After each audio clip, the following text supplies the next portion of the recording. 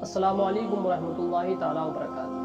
नाजरीन, आज हम गुफ्तगू करने वाले हैं हज़रत इब्राहीम अलैहिस्सलाम के ताल्लुक़ से। एक मरतबा का वाक़या है कि हज़रत इब्राहीम अलैहिस्सलाम ने अल्लाह रब्बुल इज़्ज़त की बारगाह में अर्ज़ की, ऐ परवरदिगार आलम, मैं ये देखना चाहता हूँ कि तू मुर्दों को किस तरह ज़िंदा करेगा। अल्लाह रब्बुल इज़्ज़त ने फरमाया, ऐ इब्राहीम, तुम्हारा इस बात पर ईमान नहीं? हज़रत इब्राहीम अलैहिस्सलाम ने अर्ज़ की, ऐ मेरे परवरदिगार आलम, क्यों नहीं?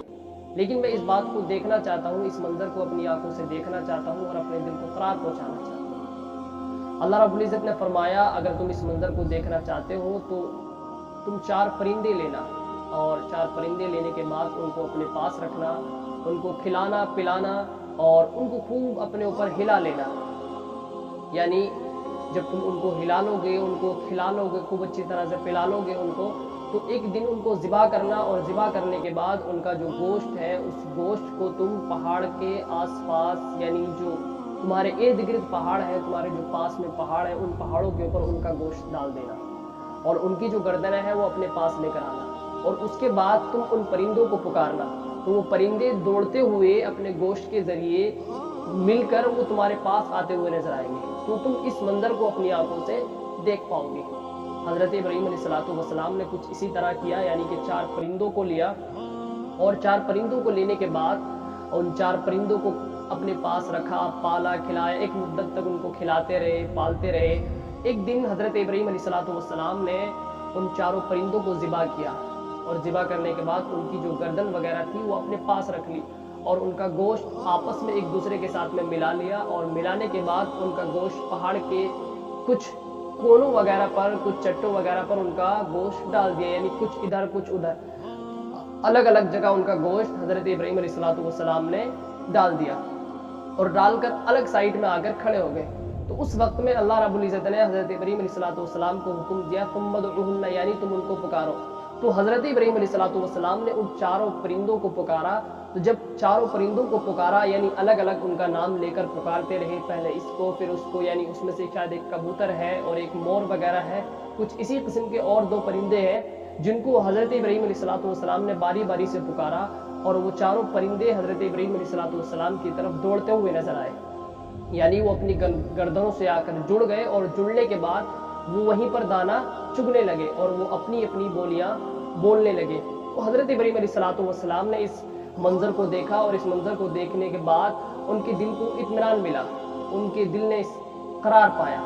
तो नाज़रीन, इस वाक़ये का जिक्र अल्लाह रब्बुल इज़्ज़त ने कुरान मजीद में सूरह बकरा के अंदर भी फरमाया है। तो एक समझने वाली बात यह है कि इस वाक़ये से हमें क्या सबक मिला, क्या रिजल्ट मिला है।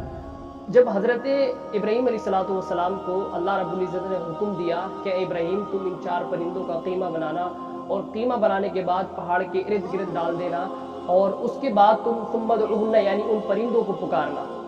अल्लाह रब्बुल इज़्ज़त इस चीज़ का हुक्म दे रहा है कि तुम उन परिंदों को पुकारना, तो वो परिंदे तुम्हारे तरफ दौड़ते हुए नजर आएंगे। तो हज़रत इब्राहीम अलैहिस्सलाम ने कुछ इसी तरह किया, उन परिंदों को पुकारा, वो परिंदे दौड़ते हुए आपकी तरफ नजर आए। जब वो परिंदे दौड़ते हुए नजर आए तो इस वक्त में अल्लाह रब्बुल इज़्ज़त ने हज़रत इब्राहीम अलैहिस्सलाम को यानी मुर्दा परिंदों को पुकारने का हुक्म दिया। जब अल्लाह रब्बुल इज़्ज़त ने मुर्दा परिंदों को हुक्म दिया है पुकारने का, तो इस बात से ये साबित होता है कि भाई किसी वली या किसी शोहदा, किसी शहीद या किसी अल्लाह के नबी को पुकारना हरगिज़ शिर्क नहीं है। यानी अल्लाह रब्बुल इज़्ज़त मुर्दा परिंदों को पुकारने का जिक्र कर रहा है कुरान मुक़द्दस के अंदर, तो वो शिर्क नहीं है। तो अगर कोई शख्स, कोई अल्लाह का बंदा या कोई अल्लाह का नेक बंदा या कोई अल्लाह का वली, अगर कोई शख्स उनको पुकारता है तो वो भी हरगिज़ शिर्क नहीं है। तो इस बात से ये साबित हुआ कि भाई या गौसे आज़म का नारा लगाना, या गौस अलमदद कहना, या ख्वाजा गरीब नवाज कहना, या साबिर पाक कहना, इसमें कोई हर्ज नहीं है। बाज़ लोग जो कहते हैं कि भाई या गौस अलमदद कहना या पैगंबरों को पुकारना या नबियों को पुकारना, ये लोग शिर्क करते हैं, ये लोग मुशरिक हैं। तो मैं उन लोगों को बताना चाहता हूँ कि जब अल्लाह रब्बुल इज़्ज़त हज़रत इब्राहीम अलैहिस्सलाम को मुर्दा परिंदों को पुकारने का हुक्म कुरान मुक़द्दस के अंदर जिक्र मौजूद है, वो चीज़ शिर्क नहीं है, तो किसी अल्लाह के वलियों को पुकारना शिर्क कहाँ से हो जाएगा? किसी अल्लाह के नेक बंदे को पुकारना शिर्क कहाँ से हो जाएगा?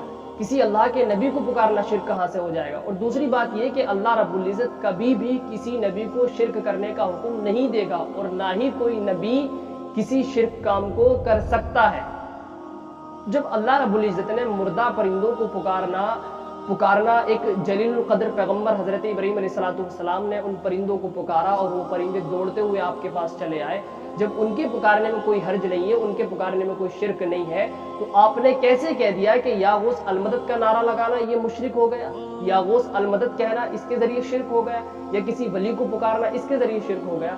तो नाज़रीन, उन लोगों से मैं गुजारिश करता हूँ कि जो बदमज़हब या फिर क्या कहें उनको, कि जिन्होंने अभी अच्छी तरह से कुरान मुक़द्दस को नहीं पढ़ा, उसकी गलत फहमियों में भी मौजूद है, तो मैं चाहता हूँ ये कि कुरान मुक़द्दस को अच्छी फहमी के ज़रिए, यानी कुरान मुक़द्दस को अच्छे अंदाज में पढ़ें और उसको समझें, ताकि आपको ये बात साबित हो कि भाई किसी वली को या किसी नबी को पुकारना शिरक नहीं है।